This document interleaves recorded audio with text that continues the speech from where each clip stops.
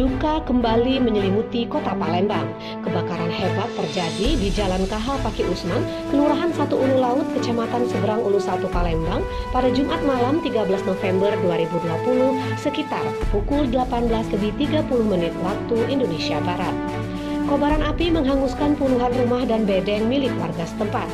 Meski tidak ada korban jiwa, namun diperkirakan kebakaran ini menelan kerugian hingga mencapai miliaran rupiah. Hasil pemantauan Kapos Channel di lokasi kebakaran, tampak sekitar 10 unit mobil pemadam kebakaran dari Pemkot Palembang dan Pertamina, serta 2 unit kapal asis dari Polairut dikerahkan untuk memadamkan api. Petugas pemadam kebakaran dibantu warga berjibaku berusaha memadamkan api yang terus berkobar.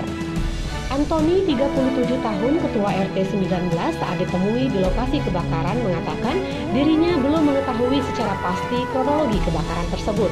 Dia mengatakan di lokasi kebakaran memang terdapat banyak bedeng, namun hanya 5 unit saja yang dihuni. Sepengetahuannya, api muncul dari bawah salah satu rumah warga. Saat kejadian masih ada beberapa penghuni rumah, namun mereka sedang duduk-duduk di pekarangan. Salah satu korban, Marina, menuturkan dirinya sedang mengasuh anak di rumah dan seketika api sudah membesar.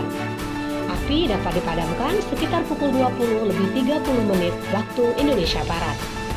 Laporan Rusli Gumai dari lokasi kebakaran Jalan Paki Usman, Kelurahan 1 Ulu Laut, Palembang untuk Anda.